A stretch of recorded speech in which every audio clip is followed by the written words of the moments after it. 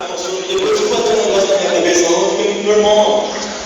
Mas assim, então nossa segunda leitura, a gente começou um projeto esse ano aí, de fazer os cultos na região, juntar as igrejas e tal. A gente se via muito pouco, a gente só se via 2 vezes por ano, nos regionais, um regional no primeiro semestre, depois um outro regional no segundo semestre.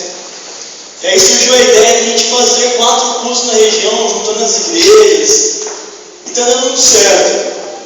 A gente fez um agora em maio, lá em Lindóia, com o pessoal de Lindóia, Águas, Socorro e Serra Negra. E a gente está fazendo o segundo agora, aqui em Jaguariúna, Itaguariúna, Aposta, Pedreira e Amparo.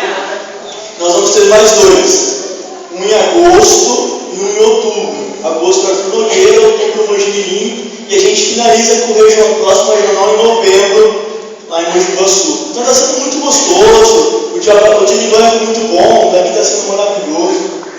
Então estou muito feliz com isso daí. Aí você deve estar vendo uma boia aqui, né? O que esse louco está fazendo com uma boia no braço? Eu vou explicar para vocês. Eu expliquei para o Renato ali. Renato chegou ficando para mim, calma, fica tranquilo. A gente está com um negócio lá no Iguaçu que surgiu a ideia do nada, né? E tem uns malucos aí que abraçou o negócio. Isso aí! Que é o seguinte, a gente está com o seguinte slogan lá. Ponte boia. Deus, manda água, enche o rio. E a gente está nesse daí lá, e está dando certo, a gente vai fazer uma boia com o símbolo do Haiti, e a gente está nessa pegada, buscando mais de Deus, que Deus mande mais, que Deus faça mais. E se precisar pôr boia, e eu que não sei nadar muito, eu coloco boia, mas o que a gente quer é as águas de Deus. E a gente está nisso daí, e a gente vai jogar boia para todo mundo. Acho que no próximo regional, em novembro, acho que não, tenho certeza. Todo mundo de boia já no símbolo do Haiti, beleza? Fechou? Então vamos lá, sem perder tempo. Para quem não me conhece, meu nome é César, como a Ana Maria falou, sou coordenador de jovens e adolescentes aí. Temos aqui o Will, querido Will, que é coordenador de missões. E o Mordecai, que também está junto nesse trabalho, eu sou coordenador de louvor, né? Infelizmente, ele não pôde estar conosco aqui hoje, porque por coincidência, hoje é aniversário da esposa dele, a pastora Rosângela, e ele pastoreia uma igreja lá em Mogi Guaçu. Então, hoje é um culto especial na igreja dele, onde estão comemorando o aniversário da pastora Rosângela. Então, ele não pôde vir. Ele ficou muito triste por estar aqui, mas infelizmente não teve como vir. Você está com a sua Bíblia, vamos bater um pouquinho de papo. Abra a sua Bíblia no primeiro livro de Samuel. 1 Samuel, capítulo 1, verso 20. 1 Samuel 1, 20. A gente vai ler alguns versículos aí no livro de Samuel agora. Todo mundo chegou lá? 1 Samuel 1, 20. Fala assim, ó. Meu querido, obrigado. Deus abençoe. Não, tá bom, tranquilo, só cantar para apoiar aqui, ficar tranquilo agora. Mobilizando o pessoal, começando o trabalho. 1 Samuel 20 fala assim, ó. A cigana engravidou, e no devido tempo deu à luz a um filho, e deu-lhe o nome de Samuel, dizendo: Eu o pedi ao Senhor. Você está no capítulo 1, vá até o capítulo 3, do mesmo livro de 1 Samuel 3, versículo 1. Uma folha, vira a página na frente aí que você chega lá. Fala assim, ó. O menino Samuel ministrava perante o Senhor, sob a direção de Eli. Naqueles dias, raramente o Senhor falava, e as visões não eram frequentes. Certa noite, Eli, cujos olhos estavam ficando tão fracos, que já não conseguia mais enxergar, estava deitado em seu lugar de costume. A lâmpada de Deus ainda não havia se apagado, e Samuel estava deitado no santuário do Senhor, onde se encontrava a arca de Deus. Então o Senhor chamou Samuel. Samuel respondeu: Estou aqui. E correu a Eli e disse: Estou aqui, o Senhor me chamou? Eli, porém, disse: Não o chamei. Volta e deite-se. Então ele foi e se deitou. De novo o Senhor chamou Samuel. E Samuel se levantou e foi até Eli e disse: estou aqui, o Senhor me chamou. Ele disse: meu filho, não o chamei, volta-se e deite. Ora, Samuel não conhecia ao Senhor, a palavra do Senhor ainda não havia lhe sido revelada. O Senhor chamou Samuel pela terceira vez, e ele se levantou, foi até Eli e disse: estou aqui, o Senhor me chamou. Eli percebeu que o Senhor estava chamando o menino. Ele disse: vá, deite-se. Se ele chamá-lo, diga: fala, Senhor, pois o teu servo está ouvindo. Então Samuel foi se deitar. O Senhor voltou a chamá-lo como nas outras vezes: Samuel, Samuel. Samuel disse: fala, Senhor, porque o teu servo está ouvindo. E o Senhor disse a Samuel: vou realizar em Israel algo que fará tinir os ouvidos de todos que ficarem sabendo. Versículo 19. Enquanto Samuel crescia, o Senhor estava com ele e fazia com que todas as suas palavras se cumprissem.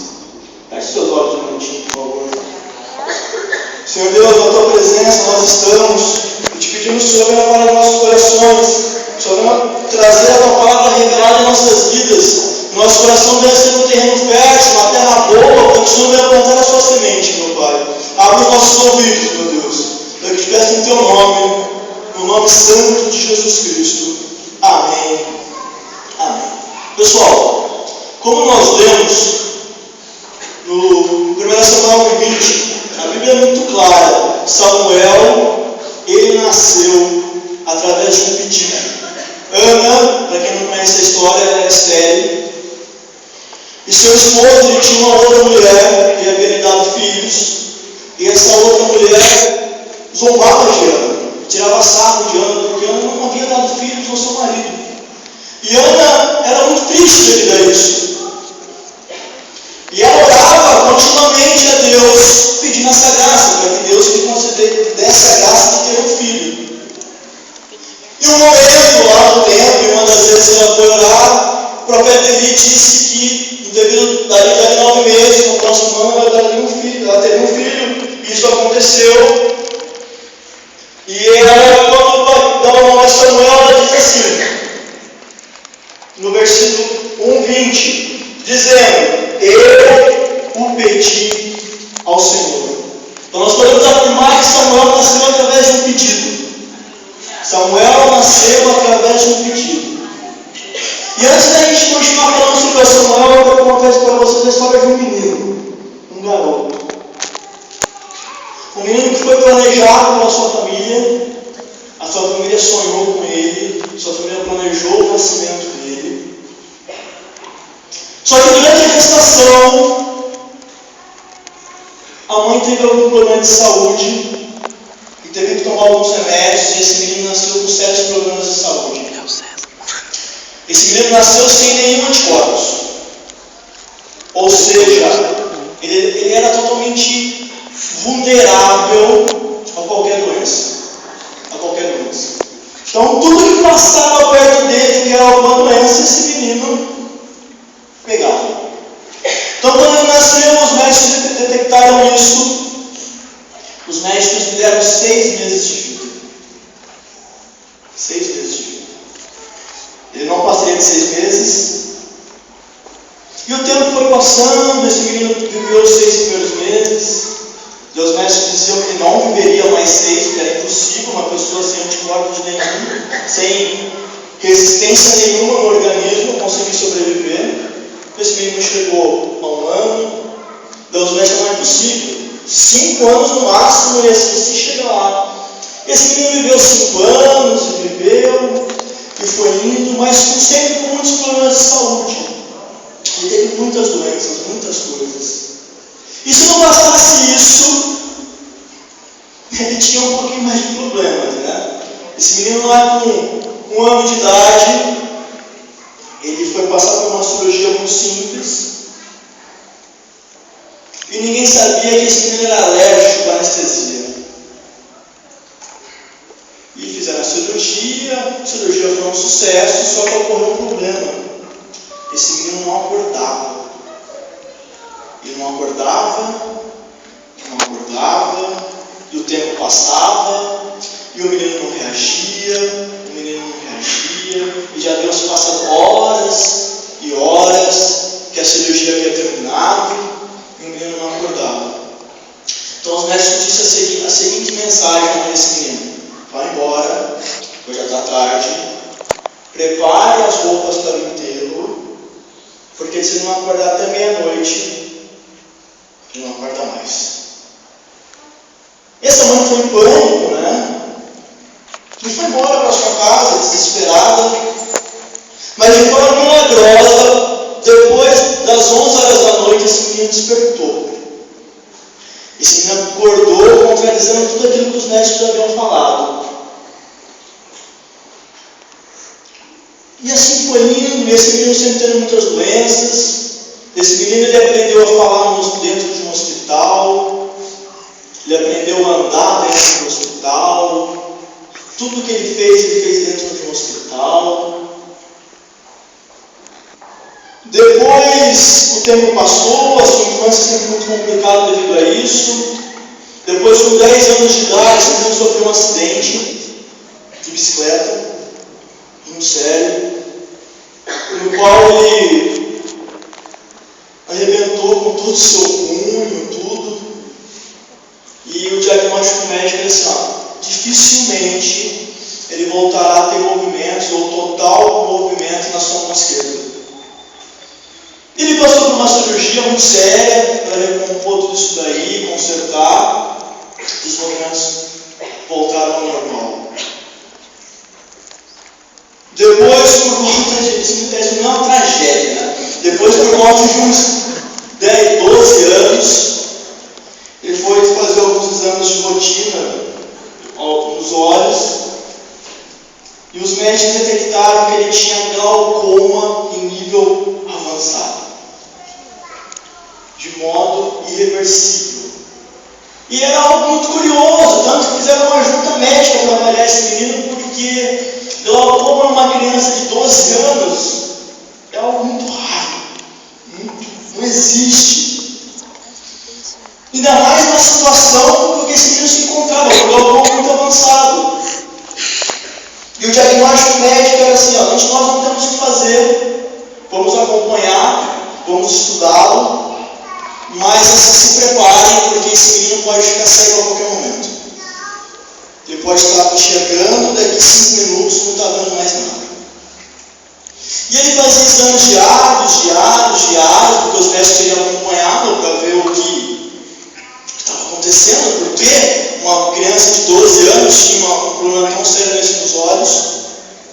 E num dia, no exame de rotina que ele fazia todos os dias, né, que ele tinha que fazer todos os dias, os médicos foram ver e encontraram algo diferente.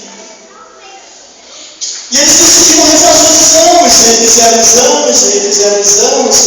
exames, e chegaram à seguinte conclusão: o menino não tem mais nada. O glaucoma que esse menino tinha não existe mais. Tudo foi embora.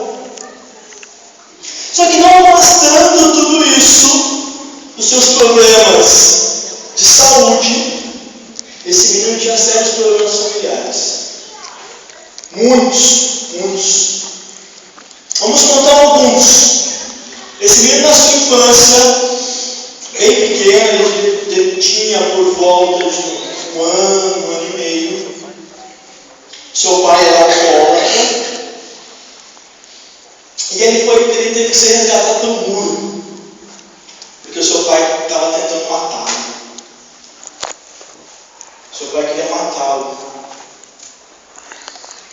E ele foi salvo pelo muro, foi passado pelo muro pela mãe. Os vizinhos o pegaram e levaram ele embora até o seu pai passar o efeito do álcool. Ele passava muitos problemas devido a isso. Depois de algum tempo, a sua mãe o abandonou com aquele pai que tentou matá-lo. Depois de um tempo, ela decidiu que aquilo não era correto, ela regressou, voltou embora. E devido a todos esses traumas que esse menino passou, ele teve muitos problemas emocionais. Muitos problemas transtornos emocionais. Aos 3 anos,